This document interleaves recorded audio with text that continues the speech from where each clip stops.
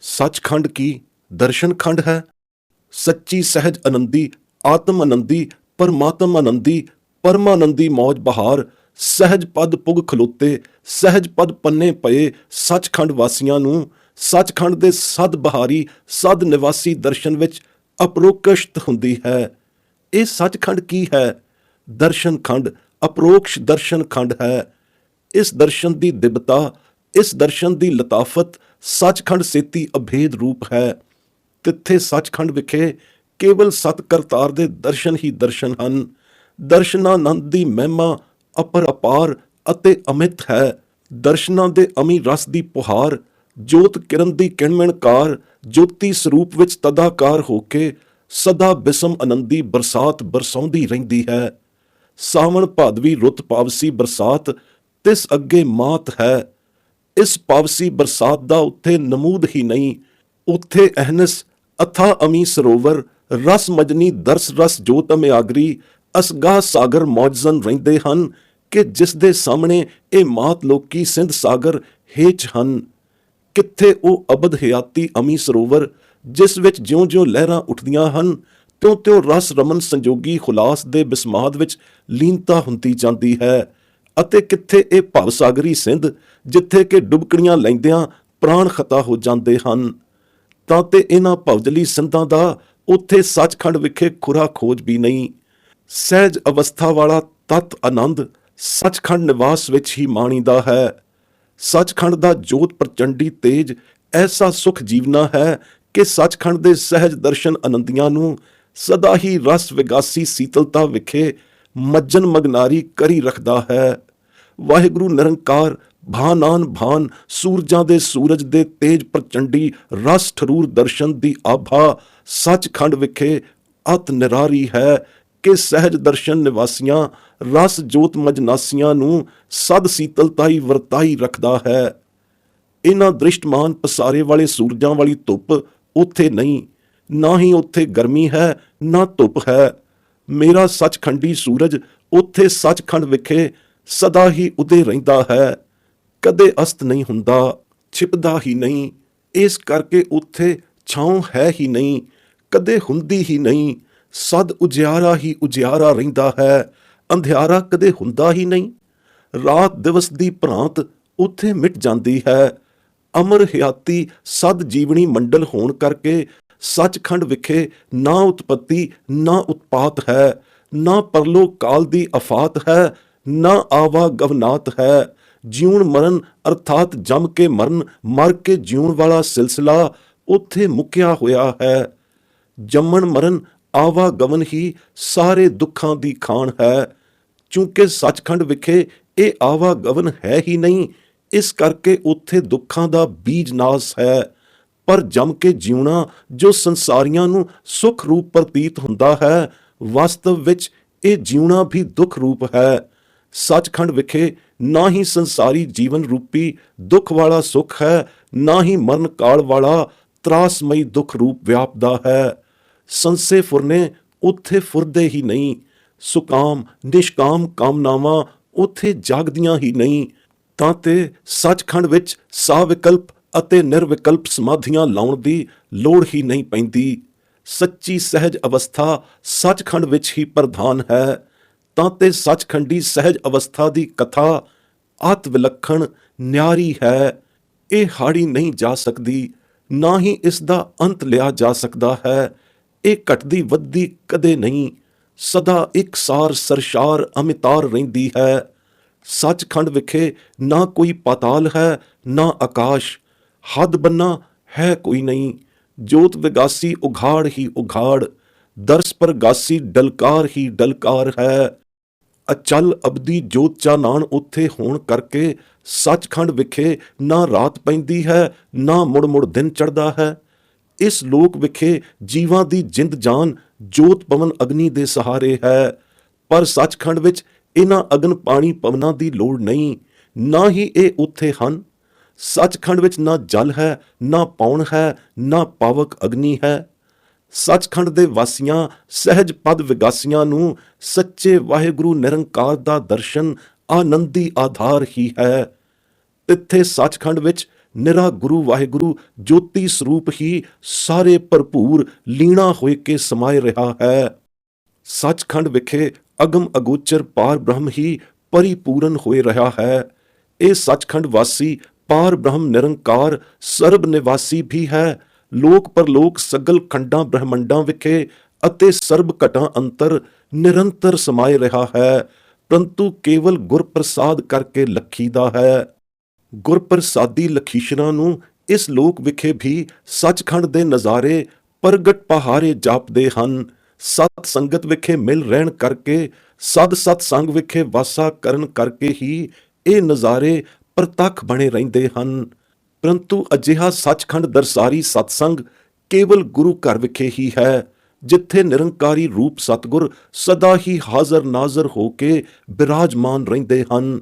ਗੁਰੂ ਭੌਰੇ ਸਤਿਗੁਰੂ ਵਿਟੋਂ ਜੋਤ ਵਿੱਚ ਸਮਾਏ ਸਦਾ ਜਲਵ ਜਲਵਾਏ ਘੋਲ ਘੁਮਾਏ ਰਹਿੰਦੇ ਹਨ।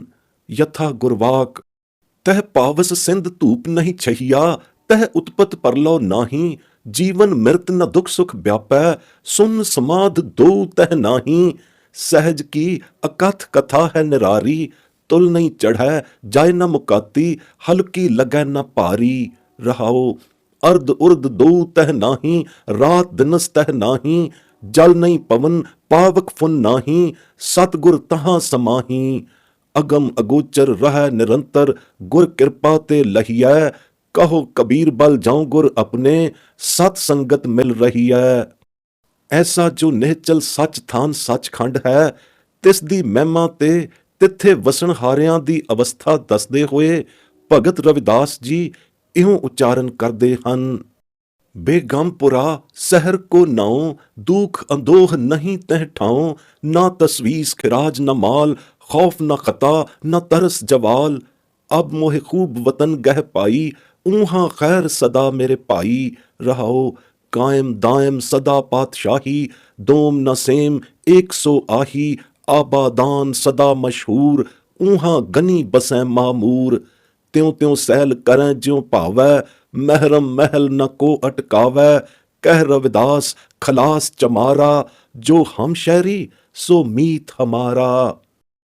ਉਸ ਸੱਚੇ ਖੰਡ ਨੂੰ ਭਗਤ ਰਵਿਦਾਸ ਜੀ ਪ੍ਰੇਮ ਰੰਗਣ ਵਿੱਚ ਆ ਕੇ ਗਮ ਰਹਿਤ ਅਰਥਾਤ ਬੇਗਮਪੁਰਾ ਦਾ ਨਾਮ ਦਿੰਦੇ ਹਨ, ਕਿਉਂਕਿ ਉੱਥੇ ਦੁੱਖ ਸ਼ੋਕ ਗਮ ਚਿੰਤਾ ਨਹੀਂ, ਨਾ ਘਬਰਾਹਟ ਹੈ, ਨਾ ਉੱਥੇ ਦੁਨਿਆਵੇ ਪਾਤਸ਼ਾਹਾਂ ਵਾਂਗ ਕਿਸੇ ਪਾਤਸ਼ਾਹ ਨੂੰ ਕਰ ਦੇਣਾ ਪੈਂਦਾ ਹੈ, ਨਾ ਤਿੱਥੇ ਸੰਸਾਰਕ ਮਾਲ ਧਨ ਹੈ, ਨਾ ਉੱਥੇ ਡਰ, ਨਾ ਗੁਨਾਹ ਤੇ ਨਾ ਜਵਾਲ, ਘਾਟਾ ਹੀ ਹੈ। ਕਹਿੰਦੇ ਹਨ ਰਵਿਦਾਸ ਜੀ ਕਿ ਅਸੀਂ ਅਜਿਹੀ ਚੰਗੀ ਵਤਨਗਾਹ ਨਿਵਾਸ ਸਥਾਨ ਪਾਈ ਹੈ ਕਿ ਜਿੱਥੇ ਸਦਾ ਸੁਖ ਸ਼ਾਂਤ ਵਰਤਦੀ ਹੈ, ਉੱਥੇ ਸੱਚੇ ਨਿਰੰਕਾਰ ਦੀ ਸੱਚੀ ਪਾਤਸ਼ਾਹੀ ਸਦ ਸਦੀਵ ਕਾਇਮ ਰਹਿੰਦੀ ਹੈ। ਕੂੜੀਆਂ ਸੰਸਾਰਕ ਪਾਤਸ਼ਾਹੀਆਂ ਵਾਂਗ ਦੂਜੀ ਤੀਜੀ ਪਾਤਸ਼ਾਹੀ ਨਹੀਂ ਬਦਲਦੀ, ਸਦਾ ਇੱਕੋ ਹੀ ਰਹਿੰਦੀ ਹੈ। ਇਹ ਸੱਚਖੰਡ ਬੇਗਮਪੁਰਾ ਸ਼ਹਿਰ ਬੜਾ ਘੁੱਗ ਵਸਦਾ ਹੈ ਤੇ ਨਿਰੰਕਾਰ ਦਾ ਨਿਵਾਸ ਖੰਡ ਹੋਣ ਕਰਕੇ ਨਿਰੰਕਾਰ ਸਮਾਨ ਹੀ ਪ੍ਰਸਿੱਧ ਹੈ।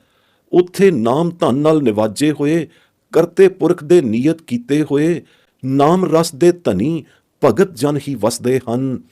ਉਹ ਉਸ ਸੱਚਖੰਡ ਰੂਪੀ ਸੱਚੇ ਮਹਿਲ ਦੇ ਮਹਿਰਮ ਭੇਤੀ ਹੁੰਦੇ ਹਨ। ਉਹ ਜਿਵੇਂ ਚਾਹੁਣ ਇਸ ਮਹਿਲ ਦਾ ਸੈਲ ਕਰਨ ਰੂਪੀ ਆਨੰਦ ਲੈਣ, ਤਿਨਾਂ ਨੂੰ ਅਟਕਾਓ ਕੋਈ ਨਹੀਂ। ਭਾਵੇਂ ਤਿੱਥੇ ਵਸਣ, ਚਾਹੇ ਇਸ ਲੋਕ ਵਿੱਚ ਸੈਲ ਦੇ ਤੌਰ ਪਰ ਗੁਰਮੁਖ ਆਵੈ ਜਾਏ ਨਿਸੰਗ ਦੇ ਗੁਰਵਾਕ ਅਨੁਸਾਰ ਮੁੜ ਫੇਰਾ ਪਾਉਣ ਲਈ ਆ ਜਾਣ, ਉੱਥੇ ਸਦਾ ਹੀ ਅਸਲ ਸੱਚੇ ਅਰਥਾਂ ਵਾਲੀ ਆਜ਼ਾਦੀ ਉੱਥੇ ਦੇ ਵਸਨੀਕਾਂ ਨੂੰ ਪ੍ਰਾਪਤ ਹੈ। ਐਸੇ ਸੱਚਖੰਡ ਬੇਗਮਪੁਰਾ ਸ਼ਹਿਰ ਦੇ ਜੋ ਸ਼ਹਿਰੀ ਹਮਵਤਨ ਹਨ, ਉਹ ਹੀ ਭਗਤ ਰਵਿਦਾਸ ਜੀ ਕਹਿੰਦੇ ਹਨ ਕਿ ਸਾਡੇ ਮਿੱਤਰ ਹਨ, ਅਰਥਾਤ ਸੱਚੇ ਮਿੱਤਰ ਨਾਮ ਰਸੀਏ ਸੱਜਣ ਹੀ ਹਨ। ਉਹਨਾਂ ਦੀ ਹੀ ਪਰਸਪਰ ਮਿੱਤਰਤਾ ਨਾਮ ਦੇ ਸੰਬੰਧ ਕਰਕੇ ਤੋੜ ਨਿਭ ਸਕਦੀ ਹੈ ਤੇ ਲੋਕ ਪਰਲੋਕ ਵਿੱਚ ਸਦਾ ਲਈ ਕਾਇਮ ਰਹਿ ਸਕਦੀ ਹੈ। ਤਿਸ ਅਲੌਕਿਕ ਸੱਚਖੰਡ ਤੋਂ ਅਕਾਲ ਪੁਰਖ ਨਿਰੰਕਾਰ ਦੀ ਨਿਰੰਕਾਰੀ ਜੋਤ ਇਸ ਮਾਤ ਲੋਕ ਵਿੱਚ ਜਗਤ ਨਿਸਤਾਰੇ ਲਈ ਗੁਰੂ ਰੂਪ ਹੋ ਕੇ ਬਾਬੇ ਨਾਨਕ ਨਿਰੰਕਾਰੀ ਦੇ ਸਰੂਪ ਵਿੱਚ ਉਤਰੀ, ਜੋ 10 ਜਾਮੇ ਧਾਰ ਕੇ ਫਿਰ ਤਿਸੇ ਸੱਚਖੰਡ ਮੰਡਲ ਵਿੱਚ ਜਾ ਨਿਰੰਕਾਰ ਦੀ ਜੋਤ ਵਿੱਚ ਪ੍ਰਵੇਸ਼ ਹੋਈ ਤੇ ਜਗਤ ਵਿੱਚ ਸ੍ਰੀ ਗੁਰੂ ਗ੍ਰੰਥ ਸਾਹਿਬ ਦੇ ਸਰੂਪ ਵਿੱਚ ਸ਼ਬਦ ਰੂਪ ਹੋ ਕੇ ਵਰਤਮਾਨ ਹੋਈ। 10 ਗੁਰੂ ਜਾਮਿਆਂ ਦੀ ਜੋਤ ਜਿਵੇਂ ਇਸ ਲੋਕ ਵਿੱਚ ਪ੍ਰਵੇਸ਼ ਹੁੰਦੀ ਰਹੀ, ਤਿਸ ਪ੍ਰਥਾਏ ਭੱਟਾਂ ਦੇ ਸਵਈਆਂ ਵਿੱਚ ਇਉਂ ਅੰਕਿਤ ਹੋਇਆ ਹੈ। ਦੇਵਪੁਰੀ ਮਹਿ ਗਇਓ ਆਪ ਪਰਮੇਸ਼ਵਰ ਭਾਇਓ, ਹਰ ਸਿੰਘਾਸਣ ਦਿਓ ਸ੍ਰੀ ਗੁਰ ਤਹਿ ਬੈਠਾਇਓ। ਰਹਸ ਕਿਓ ਸੁਰਦੇਵ ਤੋਹੇ ਜਸ ਜੈ ਜੈ ਜੰਪੈ, ਅਸੁਰ ਗਏ ਤੇ ਭਾਗ ਪਾਪ ਤਿਨ ਭੀਤਰ ਕੰਪੈ। ਕਾਟੇ ਸੋ ਪਾਪ ਤਿਨ ਨਰੋ ਕੇ, ਗੁਰ ਰਾਮਦਾਸ ਜਿਨ ਪਾਇਓ। ਛਤਰ ਸਿੰਘਾਸਨ ਪਿਰਥਮੀ, ਗੁਰ ਅਰਜੁਨ ਕਉ ਦੇ ਆਇਓ। ਇਸ ਗੁਰਵਾਕ ਤੋਂ ਇਹ ਗੱਲਾਂ ਸਪਸ਼ਟ ਸਿੱਧ ਹੁੰਦੀਆਂ ਹਨ ਕਿ ਸੱਚਖੰਡਮਈ ਦੇਵਪੁਰੀ ਇੱਕ ਖਾਸ ਦਿਵ ਮੰਡਲੀ ਅਸਥਾਨ ਹੈ, ਜਿੱਥੋਂ ਕਿ ਗੁਰੂ ਜੋਤ ਜਾਮਿਆਂ ਦੇ ਆਗਮਨ ਹੋਏ ਅਤੇ ਦੇਵਨੇਤੀ ਅਕਾਲੀ ਭਾਣੇ ਅੰਦਰ ਫਿਰ ਉਸੇ ਅਸਥਾਨ ਵਿਖੇ ਉਪਕਾਰ ਯਾਤਰਾ ਪੂਰੀ ਕਰਕੇ ਮੁੜ ਗਵਨ ਕਰਦੇ ਰਹੇ। ਪਰਮੇਸ਼ਵਰ ਪਰਮਾਤਮ ਦੇਵ ਦੀ ਦੇਵਪੁਰੀਓਂ ਸੱਚਖੰਡੋਂ ਨਿਰੰਕਾਰੀ ਰੂਪ ਓੰਕਾਰ ਹੋ ਕੇ ਵੀ ਵਾਹਿਗੁਰੂ ਪਰਮਾਤਮ ਦੇਵ ਦੇ ਸੁਪ੍ਰਸੰਤਾ ਸੰਪਨ ਭਾਣੇ ਅੰਦਰ ਹੀ ਗੁਰੂ ਜੋਤ ਜਾਮੇ ਆਪੋ ਆਪਣਾ ਗੁਰਤੱਤਾ ਨਿਪੁੰਨ ਮਿਸ਼ਨ ਪੂਰਾ ਕਰ ਕਰ ਨਿਜ ਦੇਵ ਸਥਾਨੇ ਪਿਆਨੇ ਕਰਦੇ ਰਹੇ। ਸ੍ਰੀ ਅਕਾਲ ਪੁਰਖ ਦੇ ਦਿਵ ਰੂਪ ਦੇਵ ਸਥਾਨੀ ਸੱਚਖੰਡੀ ਸਿੰਘਾਸਨ ਦਾ ਵੀ ਵਜੂਦ ਹੈ, ਜੋ ਸੱਚਖੰਡ ਵਿਖੇ ਸਦਾ ਮੌਜੂਦ ਹੈ। ਉਸ ਸੱਚਖੰਡੀ ਸਿੰਘਾਸਨ ਦਾ ਵਜੂਦ ਅਤ ਅਨੁਪਮ, ਪਰਮ ਅਦਭੁਤ ਅਤੇ ਅਤ ਸੁੱਚੀ ਸੱਚੀ ਦਿਵ ਜੜਤ ਸੇਤੀ ਜੜੰਨਾ ਹੈ, ਜੋ ਵਰਨਿਆ ਨਹੀਂ ਜਾ ਸਕਦਾ, ਕੇਵਲ ਦੇਖਾ ਹੀ ਪ੍ਰਵਾਨ ਹੈ। ਸੱਚਖੰਡ ਵਿਖੇ ਹਰ ਸਿੰਘਾਸਨ ਤੇ ਬੈਠਾ ਸੱਚਾ ਨਿਰੰਕਾਰ ਵਾਹਿਗੁਰੂ ਜਲਵਾਗਰ ਹੋਏ ਆਪਣੇ ਸੱਚਖੰਡ ਮੰਡਲੀ ਭਗਤ ਜਨਾਂ ਨੂੰ ਨਦਰੀ ਆਉਂਦਾ ਤੇ ਬਿਸਮਾਉਂਦਾ ਹੈ, ਜਿਸ ਦੀ ਸ਼ੋਭਾ ਨੂੰ ਪੇਖਣ ਹਾਰੇ ਭਗਤ ਜਨ ਬਿਸਮ ਰੂਪ ਹੀ ਹੋਏ ਰਹਿੰਦੇ ਹਨ। ਦਿਵ ਜੋਤੀਸ਼ ਗੁਰੂ ਜਾਮੇ ਜਦੋਂ ਆਪਣੀ ਗੁਰਤ ਮਿਸ਼ਨ ਯਾਤਰਾ ਪੂਰੀ ਕਰਕੇ ਸੱਚਖੰਡ ਨੂੰ ਸਿਧਾਰਦੇ ਹਨ ਤਾਂ ਉਹ ਨਿਰੰਕਾਰੀ ਸੱਚੇ ਤਖਤ ਸਿੰਘਾਸਨ ਵਾਲਾ ਸੱਚਖੰਡੀ ਪਾਤਸ਼ਾਹ ਵਾਹਿਗੁਰੂ ਆਪਣੇ ਗੁਰੂ ਜੋਤ ਅੰਸੀ ਸਰੂਪ ਗੁਰੂ ਜਾਮਿਆਂ ਦੀ ਆਗਮ ਅਗਵਾਈ ਇਸਤਕਬਾਲ ਕਰਕੇ ਉਹਨਾਂ ਨੂੰ ਨਿਜ ਸਿੰਘਾਸਨ ਉੱਤੇ ਬਿਰਾਜਮਾਨ ਕਰਾਏ ਲੈਂਦਾ ਹੈ। ਹਰ ਜਿਉ ਛਾੜ ਸਿੰਘਾਸਨ ਆਉਂਦਾ ਹੈ ਅਤੇ ਨਿਜ ਸਰੂਪ ਅੰਸ ਗੁਰੂ ਜੋਤ ਜਾਮੇ ਨੂੰ ਸਿੰਘਾਸਨ ਤੇ ਬਿਠਾਉਂਦਾ ਹੈ। ਫਿਰ ਇੱਕੋ ਸਿੰਘਾਸਨ ਉੱਤੇ ਸ੍ਰੀ ਵਾਹਿਗੁਰੂ ਨਿਰੰਕਾਰ ਅਤੇ ਗੁਰੂ ਜੋਤ ਜਾਮੇ ਬਿਰਾਜਮਾਨ ਹੋਏ ਰਹਿੰਦੇ ਹਨ, ਜੋ ਭਿੰਨ-ਭਿੰਨ ਸਰੂਪ ਵਿੱਚ ਵੀ ਨਿਰਖੇ ਜਾਂਦੇ ਹਨ ਅਤੇ ਅਭੇਦ ਰੂਪ ਵੀ ਹੋਏ ਰਹਿੰਦੇ ਹਨ। ਇਹ ਇੱਕ ਅਦਭੁਤ ਦ੍ਰਿਸ਼ ਹੈ, ਜਿਸ ਦਾ ਅਮੰਨਾ ਕੇਵਲ ਸਾਖਸ਼ਾਤਕਾਰ ਹੋਇਆਂ ਹੀ ਆ ਸਕਦਾ ਹੈ। ਇਸ ਦ੍ਰਿਸ਼ ਨੂੰ ਦੇਖ ਕੇ ਰਹੱਸਪੁਰੀ ਬਿਸਮ ਖੰਡਪੁਰੀ ਦੇ ਸੁਰਦੇਵ ਅਤਿਅੰਤ ਹੀ ਬਿਸਮਾਦਜਨਕ ਆਨੰਦ ਨੂੰ ਪ੍ਰਾਪਤ ਹੁੰਦੇ ਹਨ ਅਤੇ ਜੈ ਜੈਕਾਰ ਦੀਆਂ ਧੁਨੀਆਂ ਜਪਾਉਂਦੇ ਅਲਾਉਂਦੇ ਹਨ। ਗੁਰਪੁਰੀ ਨੂੰ ਜਾਂਦਿਆਂ ਨੂੰ ਪੇਖ ਕੇ ਉਰਲੇ ਖੰਡਾਂ ਦੇ ਜਿਤਨੇ ਵੀ ਸੁਰਦੇਵ ਹਨ, ਤਿਨਾਂ ਨੇ ਤਾਂ ਜੈ ਜੈਕਾਰ ਧੁਨੀਆਂ ਗੁੰਜਾਏ ਕੇ ਪ੍ਰਫੁੱਲਤ ਹੋਣਾ ਹੀ ਸੀ, ਪਰ ਜੰਪੁਰੀਆਂ ਦੇ ਜਮਦੂਤ ਗਣ ਵੀ ਜੰਪੁਰੀਆਂ ਨੂੰ ਅਤੇ ਜੰਪੁਰੀ ਜੰਤੂਆਂ ਨੂੰ ਛੱਡ ਕੇ ਭੱਜ ਜਾਂਦੇ ਹਨ। ਉਹਨਾਂ ਦੇ ਅੰਦਰਲੇ ਪਾਪ ਆਪੇ ਹੀ ਕੰਬ ਉੱਠਦੇ ਹਨ। ਜਦ ਨਿਰੰਕਾਰੀ ਅਕਸਮਾਤਰੀ ਨਿਕਟਾਰ ਗੁਜ਼ਾਰ ਕਰਕੇ ਜਮ ਅਤੇ ਜਮਨਗਰ ਵਾਸੀਆਂ ਦੇ ਪਾਪ ਕੰਬ ਉੱਠਦੇ ਹਨ ਅਤੇ ਅਸੁਰ ਭਾਗ ਜਾਂਦੇ ਹਨ, ਤਦ ਜਿਨ੍ਹਾਂ ਦੇ ਗੁਰੂ ਨਿਰੰਕਾਰੀ ਜੋਤ ਜਾਮਿਆਂ ਦੇ ਦਰਸ਼ਨਾਂ ਦੀ ਪ੍ਰਤੱਖ ਪ੍ਰਾਪਤੀ ਇਸ ਮਾਤ ਲੋਕ ਵਿਖੇ ਕਰ ਲਈ ਹੈ, ਤਿਨਾਂ ਦੇ ਪਾਪ ਤਾਂ ਕੱਟੇ ਜਾਣੇ ਹੀ ਸੀ, ਅਰਥਾਤ ਤਿਨਾਂ ਨਰਾਂ ਦੇ ਪਾਪ ਕੱਟੇ ਗਏ।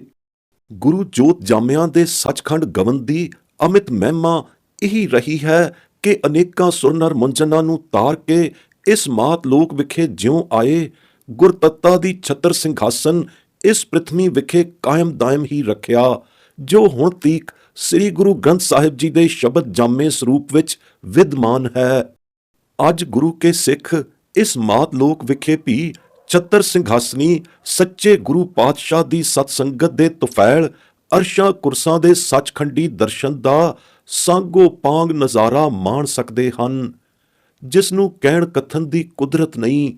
ਇਸ ਦੀ ਸ਼ੋਭਾ ਬਸ ਪੇਖੀ ਹੀ ਪਰਵਾਨ ਹੈ। ਕਹਿਬੇ ਕੋ ਸ਼ੋਭਾ ਨਹੀਂ, ਦੇਖਾ ਹੀ ਪਰਵਾਨ।